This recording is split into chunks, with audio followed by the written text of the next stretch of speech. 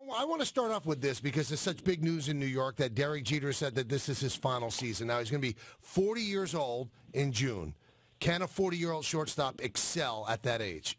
He certainly can if you're healthy.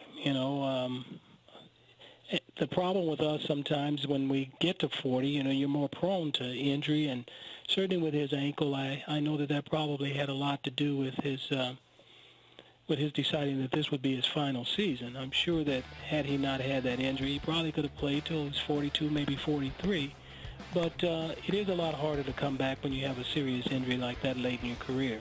Ozzie, looking at the total package, leadership, fielding, hitting, where does he rank among shortstops for you? I mean, he's right there at the top, and I think playing in New York, it had to be one of the toughest things in the world, but here was a guy who kept himself clean, always said the right things, and I think a lot of credit goes to his parents, his upbringing. He's had a lot of pride. He's done it with class. He's done it with dignity. You can't say enough about what a great ambassador he has been for the game of baseball, and I think that he's one of those special players that have the opportunity to take what is termed a tour. And I think people are going to pour out to show how much they appreciate him and how much they love him. Now, when you take the total package, as Don said, Ozzie, then he is at the top of the list. But I'm curious, you were a defensive whiz at shortstop.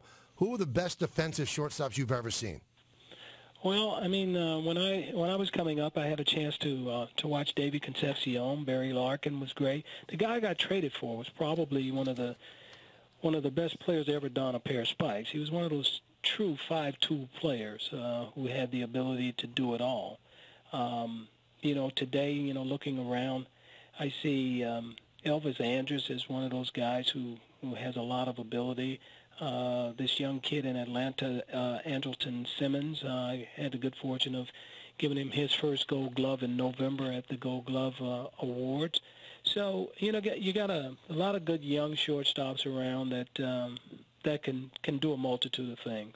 Now, there seems to be a knock on Jeter's defense, which I think is ridiculous because he catches everything that's hit to him. But when they criticize it, the sabermetricians come out and say that he's not as good a defender. Is that just criticizing his range more than anything else? Yeah, it's probably more range than anything, because when you play the position, certainly it's about being able to catch the balls that are hit to you. It's more about the balls that are hit to you. And I think that the fact that Cal Ripken was able, with his size, he proved that a big guy could play the position, and I think people were willing to forego range and defense for the offense that these guys can create. And Derek certainly was one of those players that created such exciting moments in playoffs. And when you play on a team like the Yankees, you're in the playoffs and stuff all the time, so he really, really shined in those moments and stuff. And I think that that's the way people will remember him. We're talking with Hall of Famer Ozzie Smith here on the Michael Kay Show. Now, one of those big shortstops that hit was Alex Rodriguez, Ozzie, and obviously he's suspended for the entire 2014 season for involvement in the biogenesis situation. As a Hall of Famer, what's your take on these guys that have been brushed with PED use? And, the writers continue not to vote them in, but how do the other ball players that are in the Hall of Fame feel about it?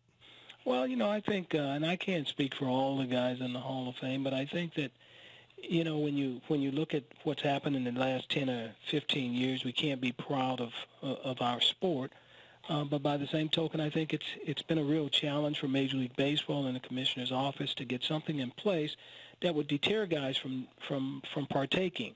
Unfortunately, we all have the propensity sometimes to do what we think we can get away with, and some of the guys have taken liberties to that, and I think we all know the difference between right and wrong, and whatever punishment comes about, I think we have to be responsible enough to say, hey, you know what, take it upon yourself to say that you knew what you were doing and accept whatever punishments that are handed out. Now, we've had Pete Rose on a lot, Ozzie, and I asked him this question. He was very, very honest. I said, if PEDs were available when you were playing, would you have taken them?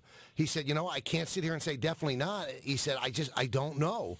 How about you? If they were available and they would have made you a better player, which is hard because you were a Hall of Famer, or helped you get through injuries, might you have thought about it?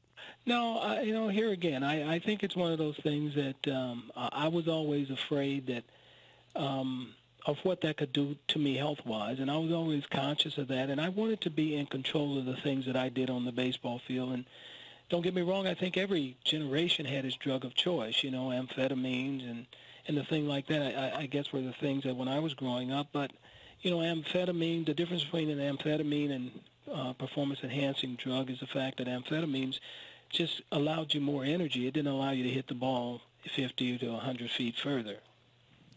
Talking to Ozzie Smith, of course, the Hall of Famer. Ozzie, we just had Bud Selig on not too long ago, and he takes exception to the fact that people have accused him of knowing that the steroids were going on and looked the other way because everybody fell in love with the long ball. Towards the end of your career, did you see it coming? Did you see that steroids were going to be a problem?